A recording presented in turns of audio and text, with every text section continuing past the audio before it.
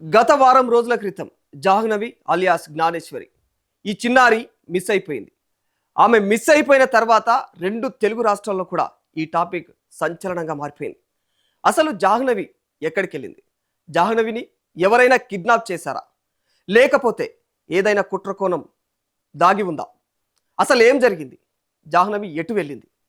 దీనికోసం అని చెప్పేసి ఇప్పటికే రాష్ట్ర వ్యాప్తంగా కూడా 200 మంది పోలీస్ అధికారులు ఇంకా ఎన్డీఆర్ఎఫ్ బృందాలు 30 మంది ఈరోజు అదనంగా చేరారు. ఇంతమంది కలిసి జాహ్నవి కోసం సెర్చింగ్ ఆపరేషన్ మొదలుపెట్టారు. ఇప్పటికీ ఎక్కడ కూడా చిన్న ఆనవాలు దొరకలేదు. అసలు జాహ్నవి ఎక్కడుంది? ఇదే ఇప్పుడు రాష్ట్ర వ్యాప్తంగా ప్రతి ఒక్కరి మనసులో, ప్రతి ఒక్కరి మెదడులో మెదులుతున్నటువంటి ప్రశ్న. సో అసలు జాహ్నవి ఏ రోజు ఎలా తప్పిపోయింది? ఎక్కడి నుంచి ఎక్కడికి వెళ్ళింది? అసలు ఏం రూమర్స్ వస్తూ ఉన్నాయి జాహ్నవికి సంబంధించి? అంటే ఆమె మిస్సింగ్కి సంబంధించినటువంటి వచ్చే రూమర్స్ ఏంటివి?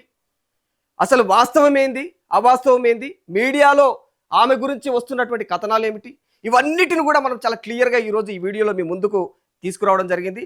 ప్రతి చిన్న అంశం కూడా చాలా క్షుణ్ణంగా మీకు ఎక్స్ప్లెయిన్ చేయడం జరుగుతుంది. సో ఎవరు కూడా ఈ వీడియోని ఎక్కడ మిస్ కాకుండా చివరి వరకు పూర్తిగా చూడండి. ఇక మ్యాటర్లోకి వెళ్తే జాహ్నవి గురించి మనకు ముఖ్యంగా తెలిసింది 6 తారీఖు రోజు, అంటే ఈ నెల 6 తారీఖు రోజు జాహ్నవి అనే చిన్న పసికందు, ఆ పాప అంటే ఆమె 2 ఏళ్ల పాప మిస్ అయిపోయింది.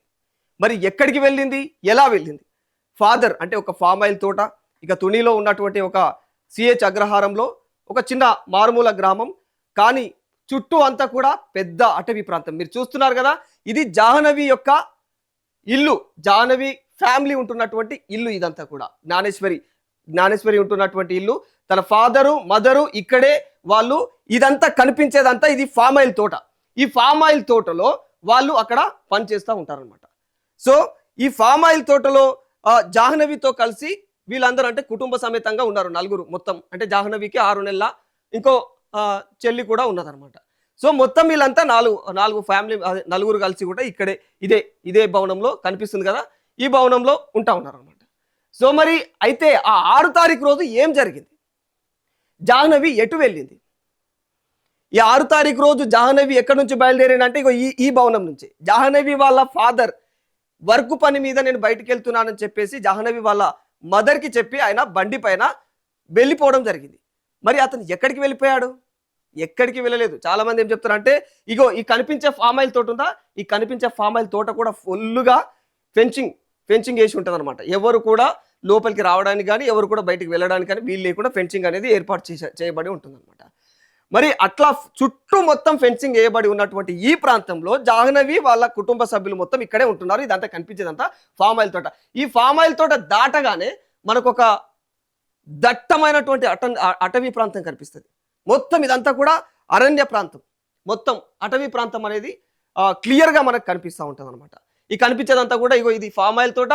దీనికి ఆనుకొని ఇదంతా కూడా ఇంకా కొంచెం ముందుకు పోతే కొండ ప్రాంతం, మొత్తం కూడా కొండ ప్రాంతం అనేది క్లియర్గా ఇక్కడ ఈ భాగాల్లో వెళ్ళిపోతూ ఉంటే మొత్తం విపరీతమైనటువంటి అడవి. అక్కడ మొత్తం కూడా ఆదివాసులు నివసించేటువంటి ప్రదేశం ఇదంతా కూడా. ఈ ఏరియాలో మొత్తము ఈ అటవీ ప్రాంతంలో ఎవరు ఉంటారు? ఆదివాసులు ఎక్కువగా ఉంటారనమాట. సో ఆదివాసులు నివసించేటువంటి ఇలాంటి ప్రాంతంలో మరి ఇక్కడే ఇదే నియర్ బై ఉన్నటువంటి ఫామ్ ఆయిల్ తోటలో అయితే మరి జాహ్నవి వాళ్ళ ఫ్యామిలీ ఉంటుంది, జాహ్నవితో కలిసి వాళ్ళ చెల్లెలతో కలిసి. మరి ఈ ప్రాంతంలో 6 తారీఖు రోజు జాహ్నవి వాళ్ళ ఫాదర్ బైక్ తీసుకొని బయటికి బయలుదేరడం జరిగింది. ఆ ఇంటి నుంచి ఇందాక చూపించిన కదా ఆ గృహం ఏదైతే ఉందో ఆ ఇల్లు, అక్కడి నుంచి ఆయన బయటికి వెళ్ళడం జరిగింది. ఎక్కడికి వెళ్ళాడు ఆయన? ఇదే ఫామ్ ఆయిల్ తోటలో కొంచెం దూరం, అంటే టోటల్ ఈ ఫామ్ ఆయిల్ తోట ఎంత ఉంది? 500 ఎకరాల విస్తీర్ణం. 500 ఎకరాల విస్తీర్ణం అంటే నాట జోక్, అది చిన్న విషయం కాదు. అంత పెద్ద భూభాగంలో ఈ చిన్న ఫ్యామిలీ అక్కడ నివసిస్తూ ఉంది. మరి అక్కడి నుంచి జాహ్నవి వాళ్ళ ఫాదరు నీళ్లు కట్టడం కోసం, అంటే ఇదే ఫామ్ ఆయిల్ తోటలో నీళ్లు కట్టడం కోసం అని చెప్పేసి లోపలికి వెళ్ళిపోయాడు బండి వేసుకొని. మరి 500 ఎకరాలు అంటే చిన్న విషయం కాదు కదా. కాలినడకన కంటే ఇంకా బండి వేసుకొని పోతే తొందరగా పోతామనే ఉద్దేశం ఉంటుంది. అలా వెళ్ళిపోయిన తర్వాత జాహ్నవి కూడా తనతో పాటే వెళుతూ ఉంది. అంటే తన ఫాదర్ ఎప్పుడైతే తన కళ్ళ ముందు కనిపించాడో, ఏ కూతురైనా చిన్నపిల్లలు ఎవరైనా సరే ఇంట్లో నుంచి బయటికి వెళ్ళిపోతుంటే వీళ్ళు కూడా వాళ్ళతో పాటు వెళ్తూ ఉండే దృశ్యాలు మనకు తెలుసు. ఆ విషయం వెళ్తూ ఉంటారు చిన్నపిల్లలు అన్నాక. సో అదే కోణంలో జాహ్నవి కూడా అట్లా వెళ్ళిపోయింది. ఫాదర్ వెళ్ళిపోతుండే నేను కూడా తనతో పాటు వెళ్ళిపోవాలన్నట్టు వెళ్ళిపోతూ ఉంటే మదర్ ఇక్కడే ఉంది. జాహ్నవి వాళ్ళ మదర్ ఎక్కడుంది? ఇంట్లోనే ఉంది. ఏం చేస్తుంది? ఆమె పని మీద ఆమె ఉన్నది. చిన్న పసికందు ఉన్నది కదా, ఇంకొక 6 నెలల పాప. 6 నెలల పాపను చూసుకుంటూ ఆమె ఉన్నది. జాహ్నవి వెళ్ళిపోయేది కూడా ఈమెకు తెలుసు. ఎక్కడికి పోతుందంటే అలా ఫాదర్ ఇంకనే కదా పోతుంది, ఏడికి పోతుంది అని ఈమె అనుకుందంట. ఆమె ఉద్దేశం ప్రకారం ఆమె చెప్తుంది. పోలీసులు ఇంటరాగేట్ చేస్తారు కదా, జాహ్నవి ఎక్కడికి పోయింది, ఏం కథ అని అడిగితే ఆమె ఉద్దేశం ప్రకారం ఏం చెప్తుంది?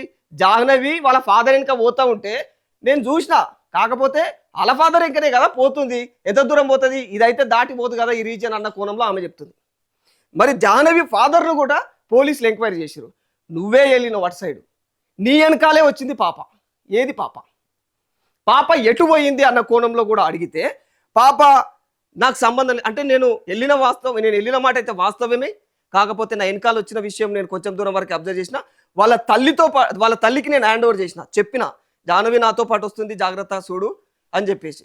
కానీ ఆమె ఇన్న తర్వాత కూడా నేను ఆ చిన్న పాపనే చూసుకుంటూ ఉన్నా, ఇదే కోణంలో ఏమైనా మర్చిపోయినా అన్న కోణంలో ఆమె చెప్తుంది. మరి అక్కడి నుంచి జాహ్నవి అనేది కొంత దూరం సీసీ ఫుటేజ్లో చూపించడం జరిగింది. ఆ సీసీటీవీలో ఫుటేజ్ చూసినప్పుడు అక్కడ జాహ్నవి కొంత దూరం నడుచుకుంటూ పోతుంది. ఎటు పోతుంది? ఊరు సైడ్ ఉన్నటువంటి దారి ఏదైతే ఉందో అటువైపు కాకుండా దానికి ఆపోజిట్గా లోపలికి ఫామ్ ఆయిల్ తోటలో చిన్న దారులు ఉంటాయి కదా, వాళ్ళ ఫాదర్ ఏర్పరచుకున్నాయి. లోపలికి ఫామ్ ఆయిల్ తోటలోకి ఎంటర్ కావడానికి, ఆ ఫామ్ ఆయిల్ తోటలోకి ఎంటర్ కావడానికి ఏదైతే చిన్న చిన్న దారులు ఉంటాయో ఆ దారి పోటీ పట్టుకొని పోతుంది. అది ఎటు పోయింది? కొంత దూరం పోయిన దాకా మాత్రమే తెలుసు. ఎటు పోయింది ఏందనేది మళ్ళీ పేరెంట్స్ ఇద్దరు కూడా చూడలేరు. ఇది వాస్తవం. మరి పేరెంట్స్ ఇద్దరు కూడా వీళ్ళు అసలు పాప గురించి ఎందుకు పట్టించుకోలేరు?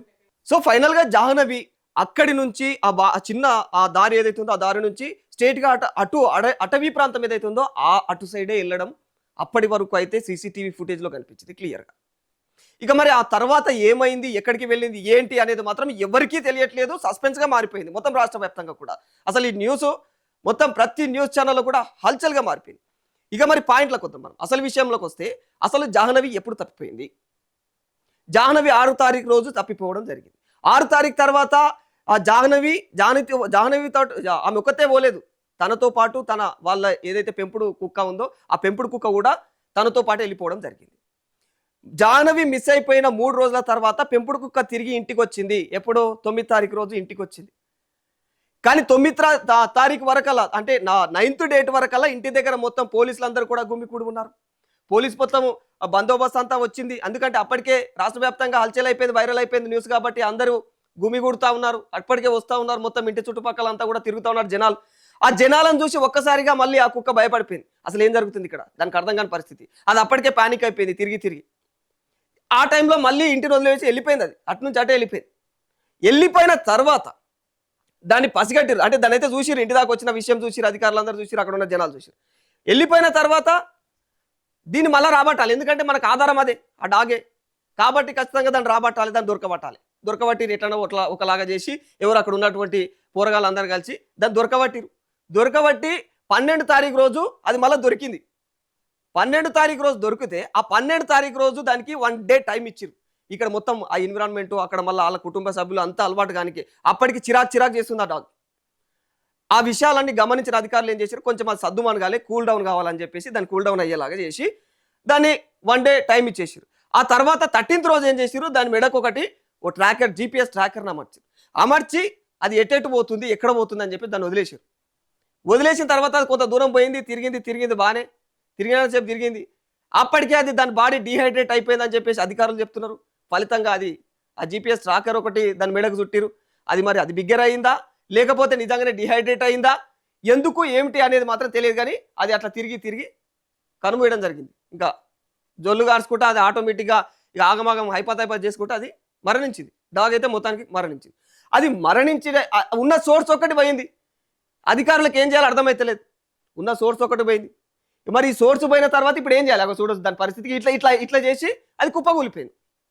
అయితే ఇది ఎందుకు చచ్చిపోయింది అయ్యా అని అడిగితే ఏం చెప్తున్నారు పోలీస్ అధికారులు కూడా ఏమంటున్నారంటే, వాళ్ళు చెప్పే ముచ్చట ఏంటంటే దానికి డీహైడ్రేట్ అయ్యింది, అది డీహైడ్రేట్ అయ్యి దాని బాడీలో తాకత్ లేక అనారోగ్యంతో చచ్చిపోయింది అంటారు. కానీ ఇక్కడ చాలా వదంతులు బయటకు వస్తున్నాయి. ఆ డాగు అప్పటి వరకు ఆరోగ్యంగా ఉన్న డాగు కేవలం 3 రోజుల వ్యవధిలో ఎందుకు ఈ విధంగా మారిపోయింది అంటే ఫుడ్ ఏం దొరకలేదా, అటవీ ప్రాంతంలో అంతా తిరిగింది. అది కేవలము ఆ పాప కోసం అటే వెళ్లాల్సిన అవసరం లేదు, అంటే పొయ్యి ఉండొచ్చు కానీ డే మొత్తం అక్కడ ఉండదు, 1 డే ఉండొచ్చు, 2 డేస్ ఉండొచ్చు, కానీ దాని ఆహారం కోసం అని చెప్పేసి దాని పొట్ట తిప్పల కోసం అనేసి అది ఖచ్చితంగా కష్టపడి ఉంటుంది. అది మళ్ళీ ఏం చేసి ఉంటుంది, అది ఎక్కడో ఒక చోట ఫుడ్ కోసం అయితే ప్రయత్నాలు చేసే ఉంటుంది, తినే ఉంటుంది, లేకపోతే ఏదో అయి ఉంటుంది. కానీ ఇక్కడ సినారియో చూస్తుంటే దానికి ఏదో మందు పెట్టిరు అని చెప్పేసి కొంతమంది చెప్తారు.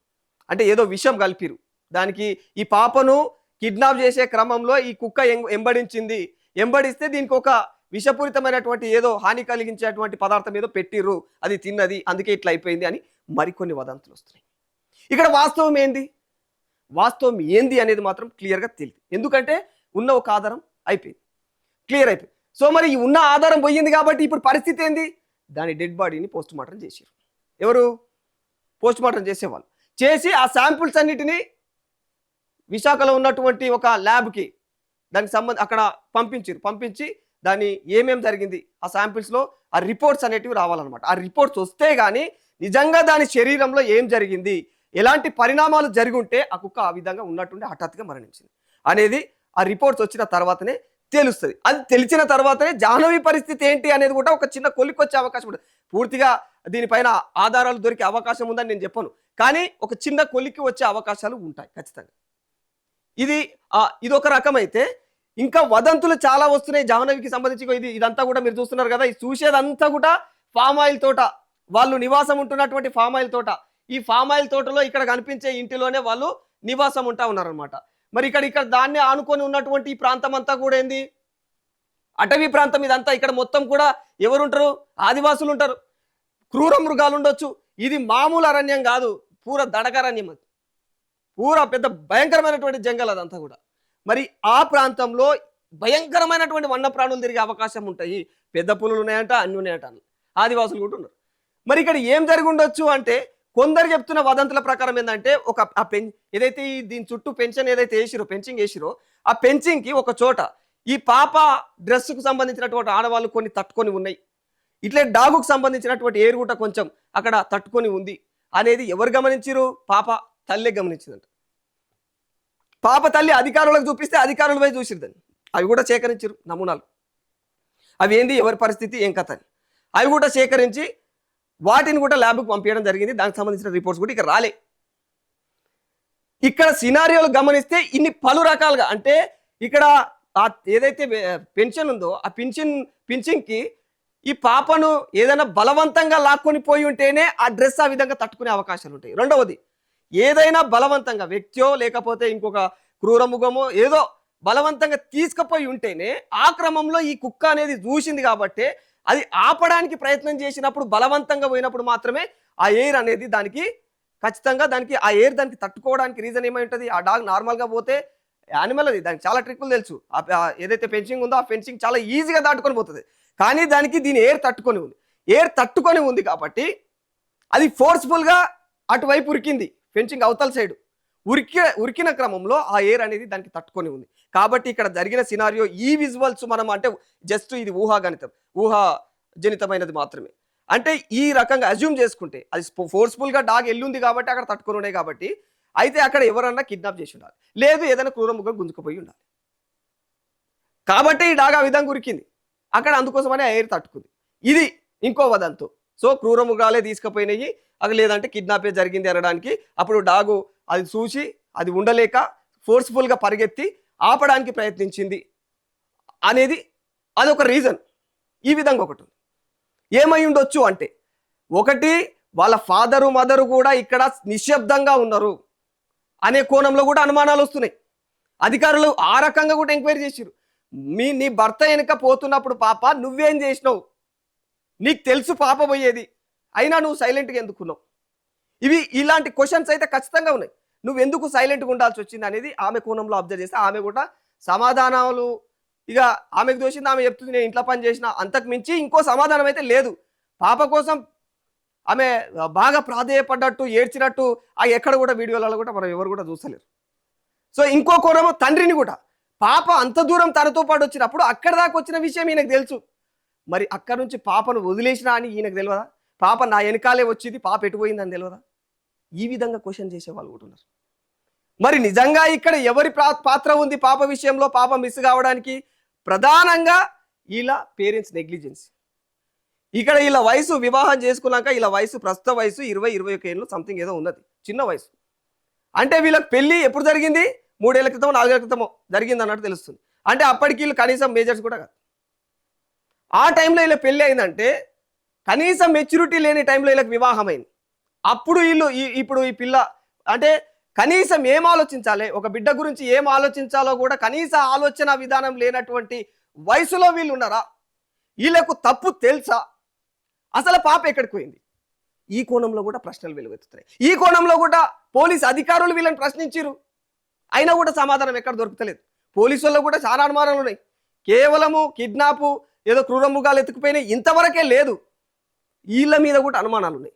దీంతో పాటు ఎవరైనా కిడ్నాప్ చేయడానికి ఆస్కారం ఉందా? 3వ పాయింట్, ఎవరు చేసి ఉంటారు అనే అనుమానాలు లేవనెత్తినప్పుడు తల్లి ఏం చెప్తుందంటే, గతంలో ఒక కారు కొన్న విషయంలో మాకు ఇంకొక వేరే వాళ్ళ చుట్టుపక్కల ఉండే వాళ్ళకు వివాదం జరిగింది.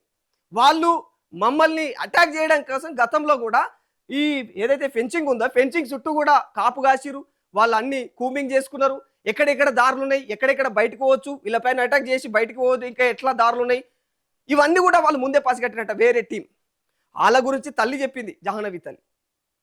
మరి జాహ్నవి తల్లి చెప్తున్నట్టు వాళ్ళు ఏమైనా ఇలా కుటుంబం మీద ప్రతీకారం తీర్చుకోవడానికి జాహ్నవి పైన ఇలాంటి అఘాయిత్యానికి పాల్పడ్డారా?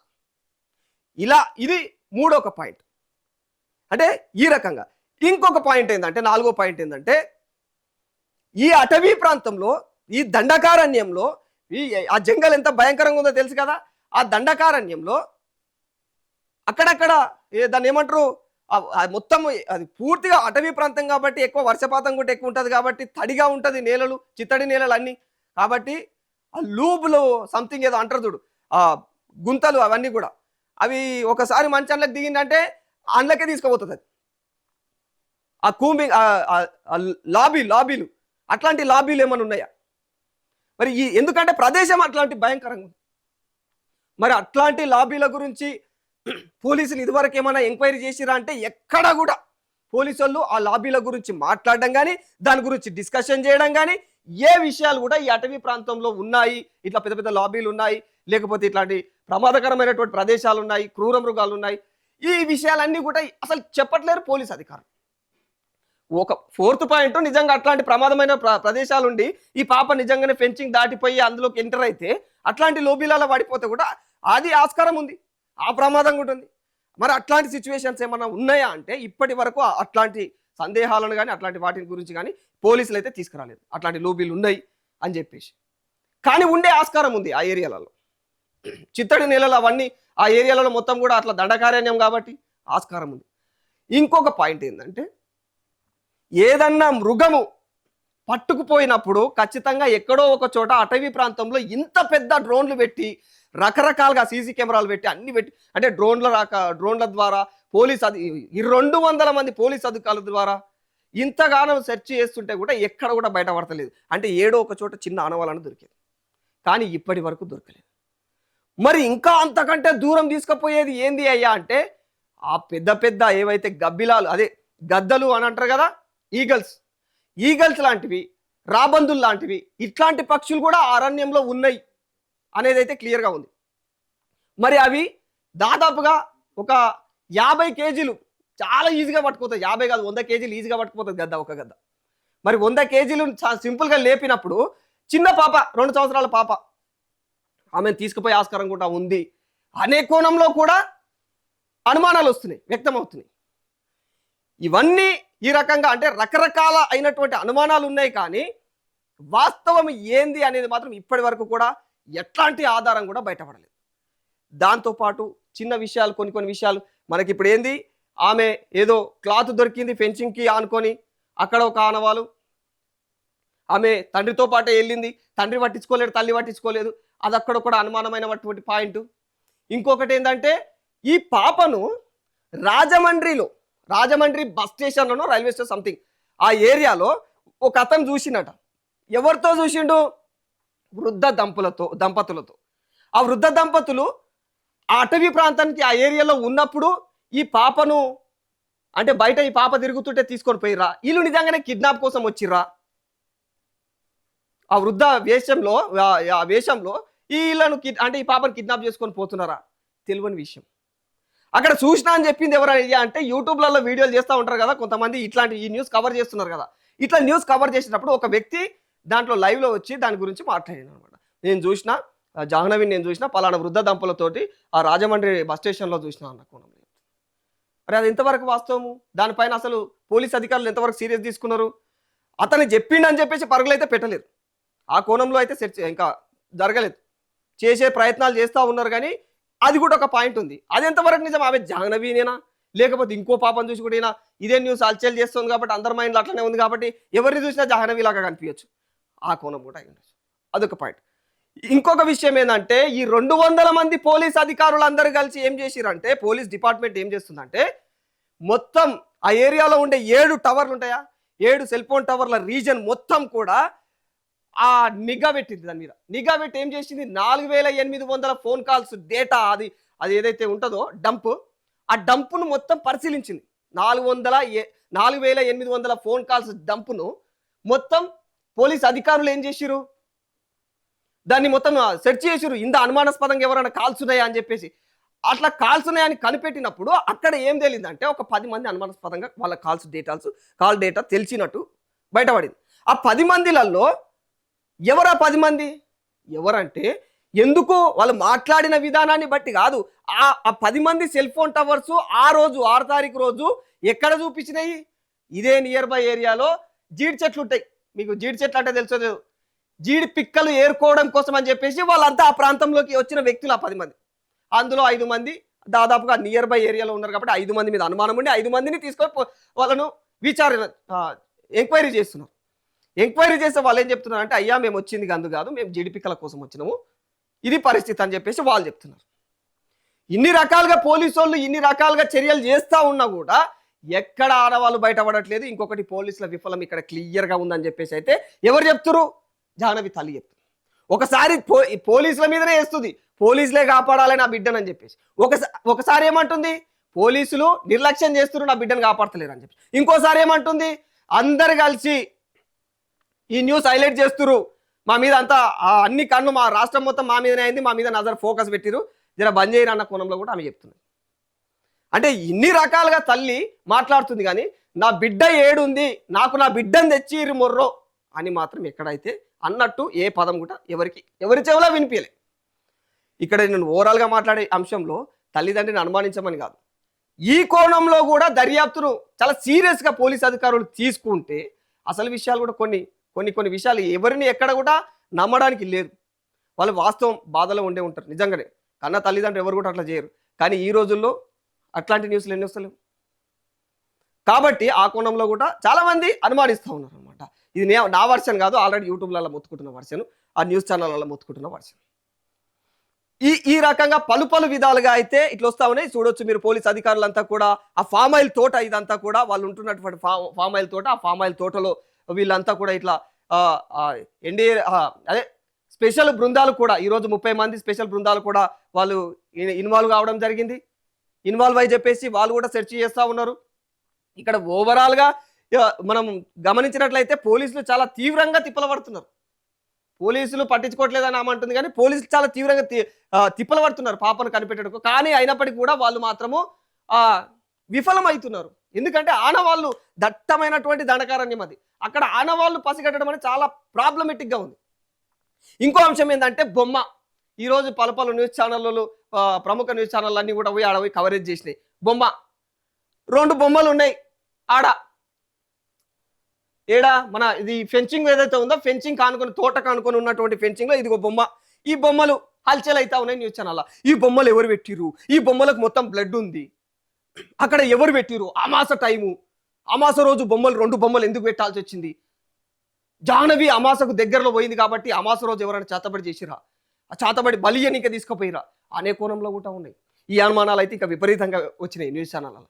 అసలు వాస్తవం ఏందనేది ఎవరికి తెలియదు కానీ ఎవరి నోటికి వచ్చింది వాళ్ళు మాత్రం చెప్తా ఉన్న వర్షన్స్. ఇక్కడ ఈ బొమ్మలు ఎందుకు ఉన్నాయి, అసలు ఎవరు పెట్టిరు? జాహ్నవిని తీసుకెళ్లిన వాళ్ళు పెట్టిరా? కిడ్నాప్ చేసిన వాళ్ళు పెడతారా? కిడ్నాప్ చేసిన వాడికి ఇండికేషన్ కోసం పెట్టిపోతాడా? కాదు. చేతబడి చేసినోడు పెట్టిండా? చేతబడి చేసినోడు ఈ కొనుకొచ్చిన బొమ్మలు పెట్టాడు. జనరల్గా ఊర్లలో చూస్తూ ఉంటారు, చూపిస్తూ ఉంటారు, సినిమాలలో కూడా చూస్తూ ఉంటాం, ఆడే బట్టతో ఏదో తయారు చేసి కూర్చుతూ ఉంటాడు, అట్లా ఆ రకంగా కూడా ఉండదు.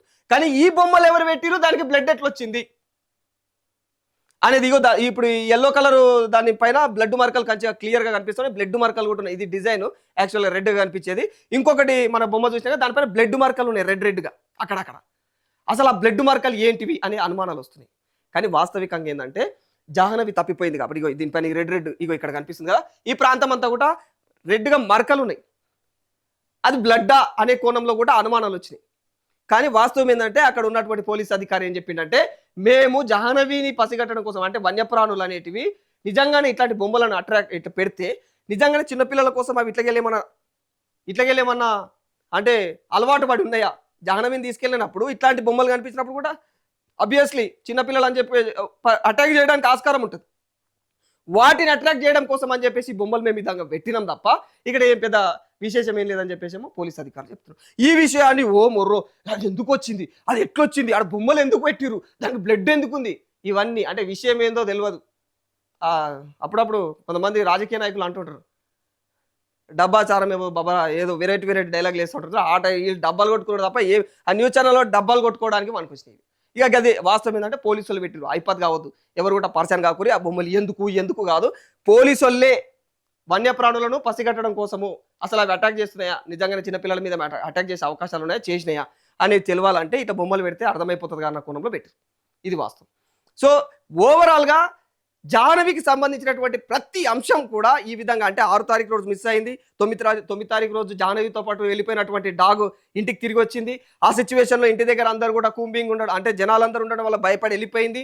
మళ్ళీ 12 తారీఖు రోజు మళ్ళీ యువకులందరూ పట్టుకురు. ఆ యువకులు పట్టుకొని ఏం చేసి 13 తారీఖు రోజు దాని మీదకు ఒకటి GPS ట్రాకర్ అమర్చిరు. ఆ GPS ట్రాకర్ అమర్స్తే 13 తారీఖు రోజు సాయంత్రం కల్లా అది ఖతమైంది.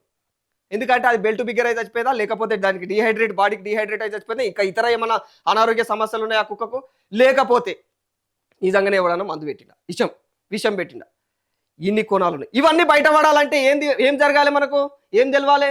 ఇప్పటికీ 10 రోజులు అవుతుంది, ఎక్కడ దొరకలే ఆనవాళ్ళు. సో మరి ఇవన్నీ బయటపడాలంటే ఏం తెలవాలి?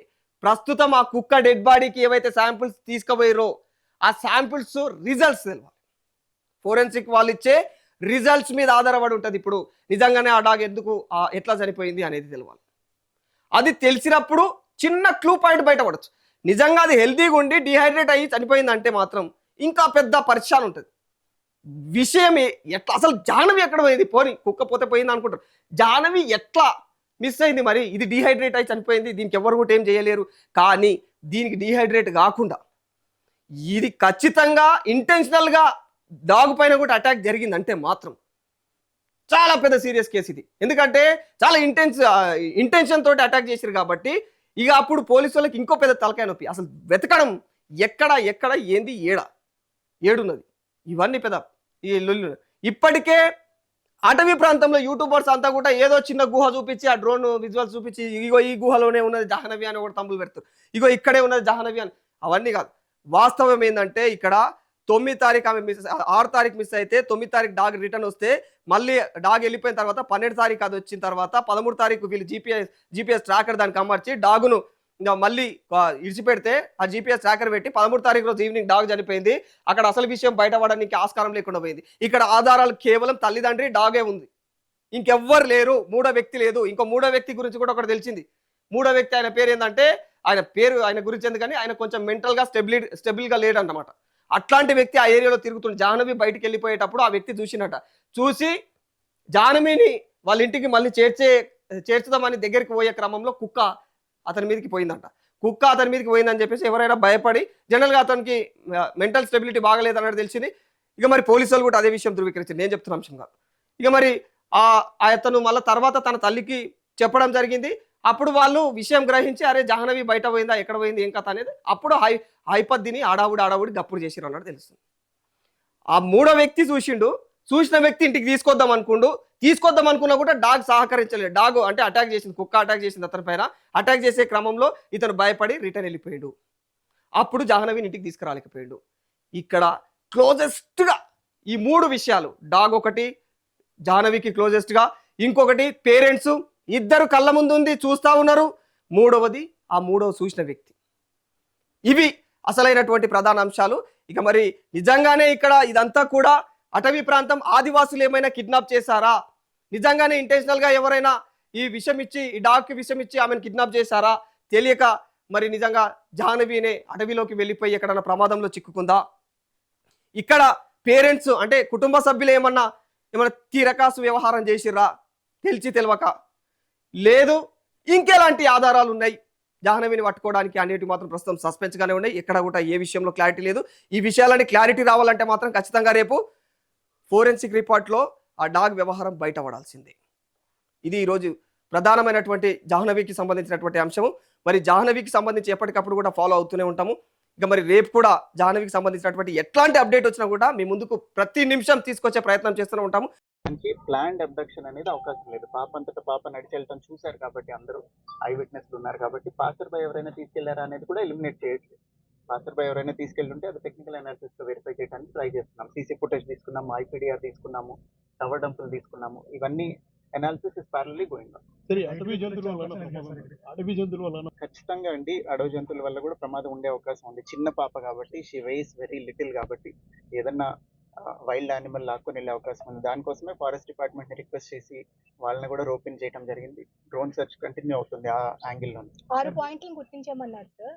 2 days నుంచి we are doing so far all efforts are leading to dead end only. ఇంతవరకు ఏ క్లూ దొరకలేదు. టెక్నికల్ అనాలిసిస్ లోనూ ఇప్పటిదాకా సస్పిషియస్ యాంగిల్ రాలేదు. అట్లనే ఈ యానిమల్ ఏదైనా తీసుకెళ్ళి ఉండటం మీద కూడా ఇంకా క్లూ రాలేదు. That it self says that కొంచెం యానిమల్ అయి ఉంటేనే ఇట్లాంటి ఎరాటిక్ బిహేవియర్ ఉంటుంది. మనం ఖచ్చితంగా చెప్పలేని బిహేవియర్ ఉండేది. అక్కడ సడన్ గా ఏదో జరిగి ఉంటే తప్ప ఈ ఇన్సిడెంట్ అంతా కూడా జరిగి, ఇప్పుడు నేను వాళ్ళ తల్లిగారితో కూడా మాట్లాడాను, నాకు ఐడియా ఉంది. ఆవిడ కూడా ఏం చెప్తున్నారు, భవానీ గారు అట్లానే గణేష్ గారు ఇద్దరు ఏం చెప్తున్నారంటే 30 minutes డ్యూరేషన్ లో జరిగిపోయింది. So it cannot be planned or orchestrated. So ఏదన్నా యానిమల్ తీసుకొని వెళ్ళాలి, లేదా పాసర్ బై ఏదైనా చేసి ఉండాలి. ఆ రోజున బాగా వర్షం కూడా పడింది. ఈ టెరైన్ లో వర్షం పడితే కొంచెం గ్రావెల్ రోల్ అయ్యి ఉండొచ్చు, ఏదైనా జరిగి ఉండొచ్చు. సో అన్ని యాంగిల్స్ లోనూ దర్యాప్తు కంటిన్యూ చేస్తున్నాం. ఇప్పుడు ఇక్కడ ఎంతమంది ఉన్నారో వీళ్ళందరూ మీకు ముందు నుంచి కనిపిస్తున్నారు. ఇవాళ వచ్చిన వాళ్ళు కాదు కదా వీళ్ళందరూ కంటిన్యూస్ గా 24/7 ఏ నిమిషం అయితే కంప్లైంట్ వచ్చిందో అప్పటి నుంచి, because it is a small kid, ఆహారం లేక చనిపోకూడదు. ఒకవేళ ఎక్కడైనా తప్పిపోయి ఇక్కడిక్కడే ఉండి ఆహారం లేక చనిపోతే అది చాలా బాధాకరమైన విషయం అని అప్పటి నుంచే చాలా ఎఫర్ట్స్ పెట్టడం జరిగింది. సో అన్ని యాంగిల్స్ ఇంకా పర్స్యూ చేస్తున్నాము. Both technical analysis and search will go on. ఈ కేసులో కీలకమైనది కుక్క.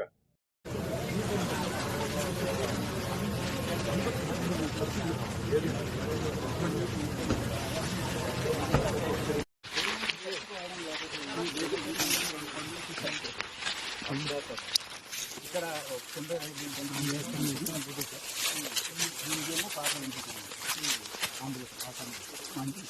సరే సార్.